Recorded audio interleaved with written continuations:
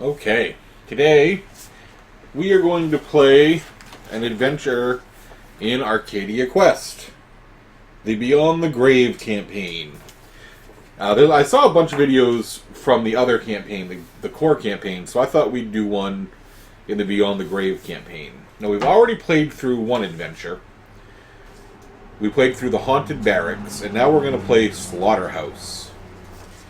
This isn't going to be really a tutorial, though the first time we do something, we will try to explain how the rules work.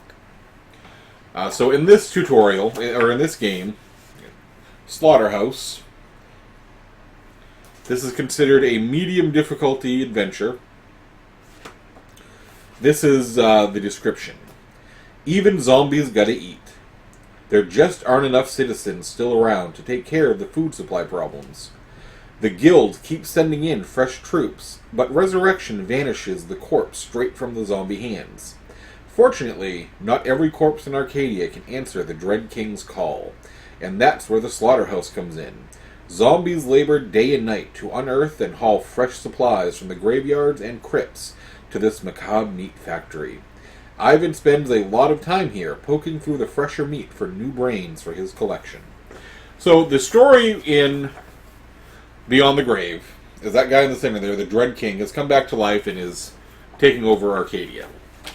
And the players take on guilds of heroes.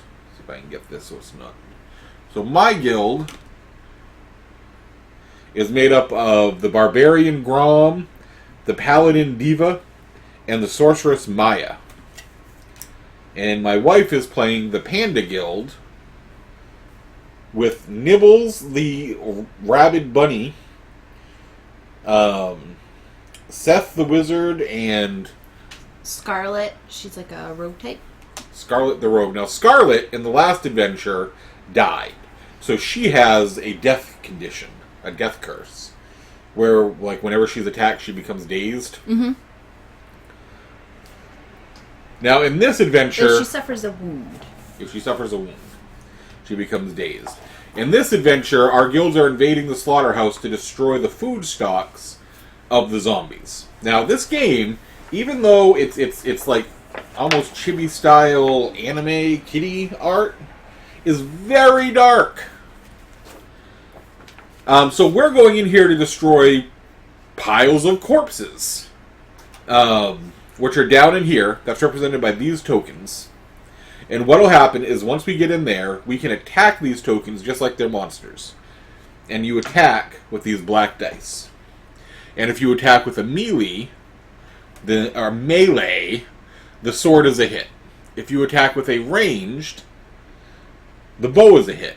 And regardless, for either melee or ranged, that critical symbol is a hit. And it allows you to roll another die. So it is both a hit and an extra die.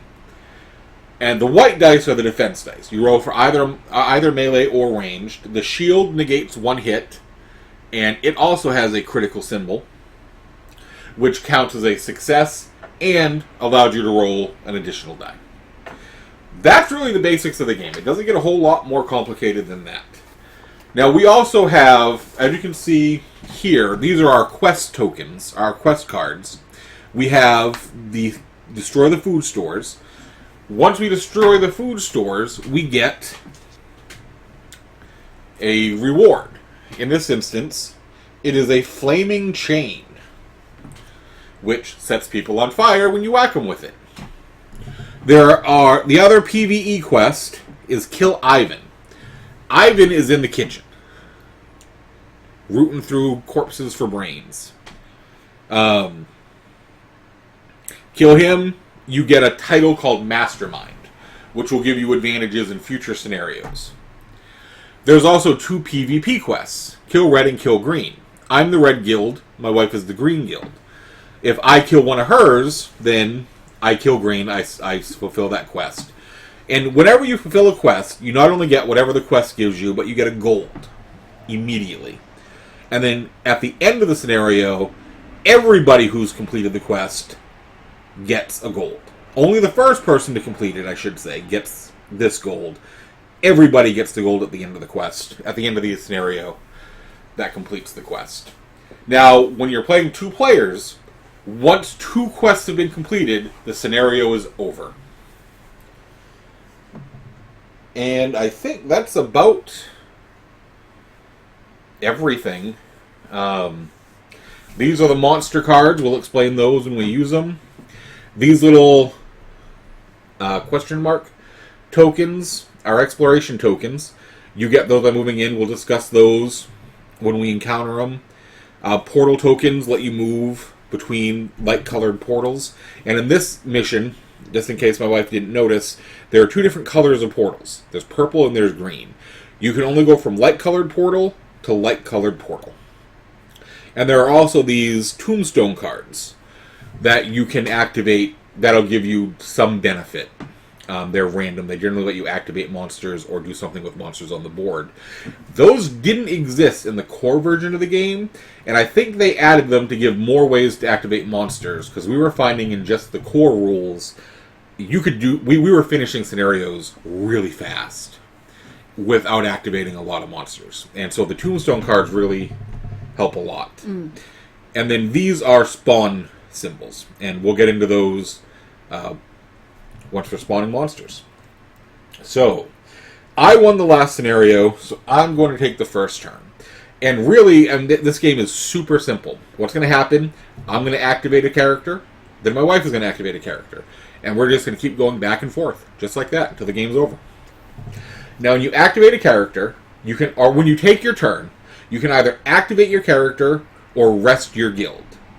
There's no need to rest our guild, because we haven't done anything yet.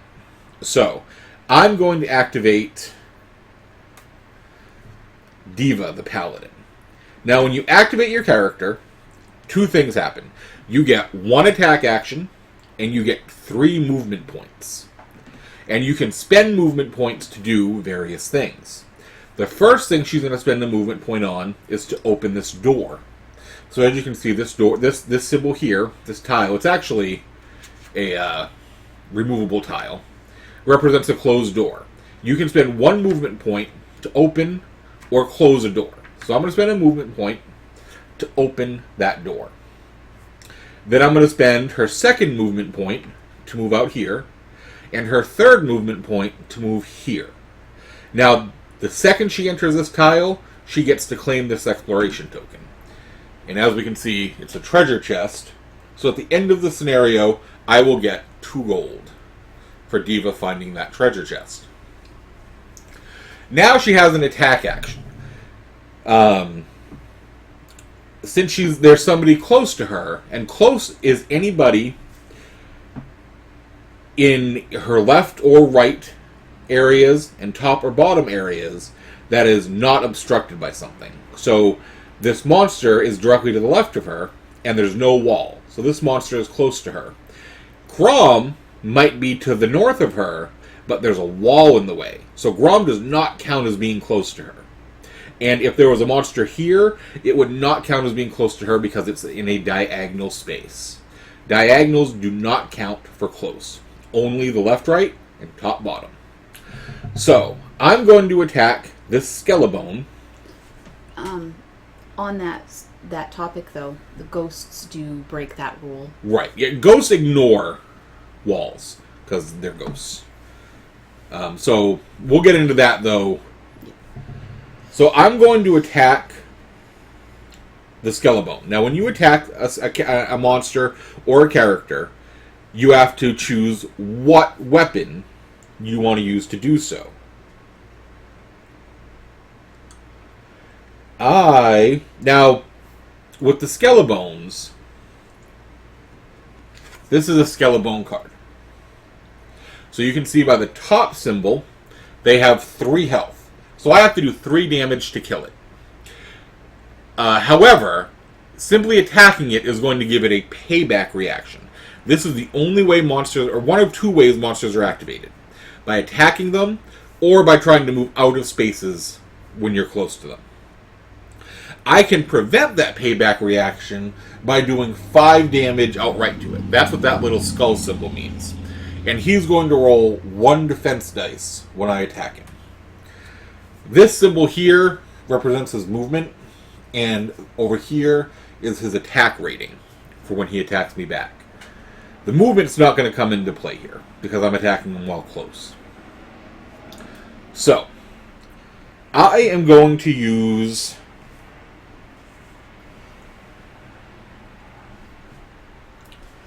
I have 2 weapons I can use. Both of them are like size. One's a sickle, one's a special scythe. I'm going to use my basic scythe. So I'm going to use my sickle.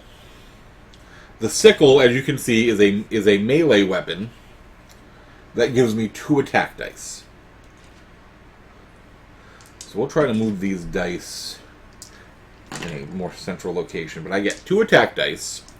Now, it also gives me a reroll. That's what that little symbol means. Now, the important thing is anything in that box is always active. It's a permanent, always-on ability. So even if I attacked with another weapon or a spell, I would have gotten that reroll. When I roll my defense, I get that reroll. So, I'm going to roll my 2 attack dice. I'm going to get a crit and a melee. So the crit counts as a success. Lets me roll another attack. And so I get 3 damage. Now, she gets to roll 1 defense dice. And he gets nothing. So the Skellabone is going to take 3 damage, which is going to be more than enough to kill it, but not enough to overkill it. Actually, it's exactly enough to kill it, but not enough to overkill it. So the Skellabone does get a payback attack. It also has 3 melee attack. And if you look at my card, you see I have a 4 defense. So I'm going to get 4 defense dice, and I also get that reroll from my sickle. Oh. So he is going to roll 2 additional dice. This is going to hurt. I will set those. This sucks. Whoops. I have only got 4 health, so she's already Where is it? potentially 1 away from knocking this character out already. So, 5. That is unfortunate for Diva. So I have to roll 2 shields just to keep her alive.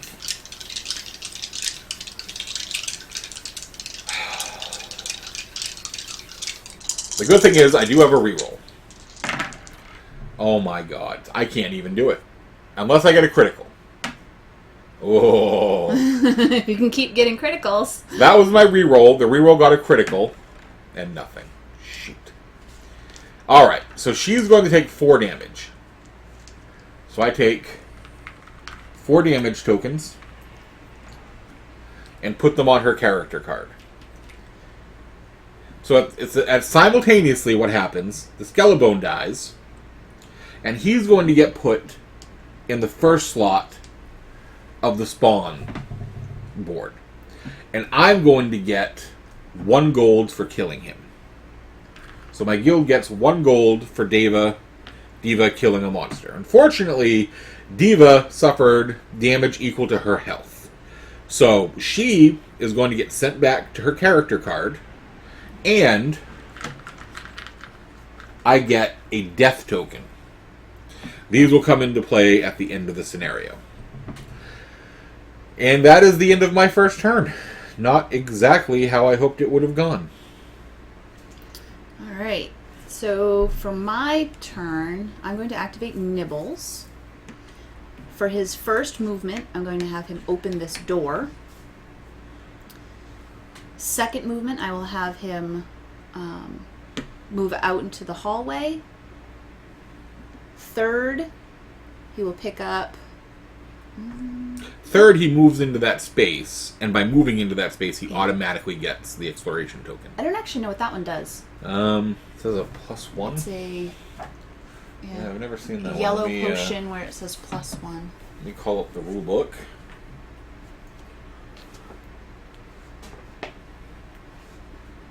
The yellow potion +1 is an extra turn potion.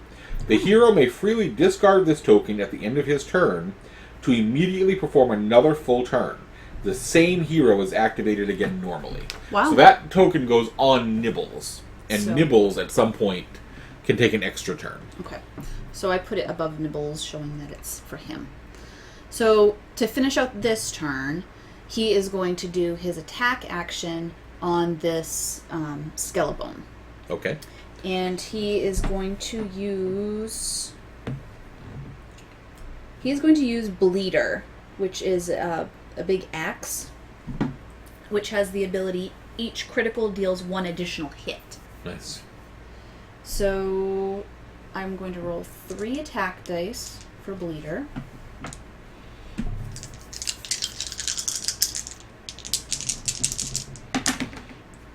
Oops, messing up the board. So that one misses. No rerolls? Is that a He sickle? does have a re-roll for the sickle. So I will re-roll that miss. Ooh, that's exactly what you needed. So she will kill the Skellabone, but the Skellabone does get... Oh, first of all, the Skellabone gets a defense roll. Yes, he does. He gets 1 defense die, Ooh. which explodes. Oh, come on. And explodes. Oh, no. So I do nothing to him. So she's going to do 0 damage to the Skellabone, and now the Skellabone gets a retaliation attack. He gets his 3 attack dice. How much health does he have? He has 5. Oh my gosh. And I've got 3 armor. 1 innate, and he's wearing Orc Pelt, which gives him +2. Ugh. And they don't have any rerolls. So I do 1 damage to Nibbles. So hopefully I can... He has a reroll, though. Thank goodness. So she blocks 2. I only did 1. So that was a stalemate. That's Nibbles and the Skellabone just whacking away at each other. Now, one thing we didn't do. Because I attacked with the sickle, I have to exhaust it. You exhaust a weapon by putting a guild token on it. So I exhaust my sickle, and she's exhausted her Bleeder. Now she has to decide if she wants to end her turn or use her extra turn token. We will decide that, however, in the next video, because this video has gone a little long. It's gone 17 minutes. So I'm going to stop this video, and when we return, we'll find out if Nibbles is going to end his turn or take another turn.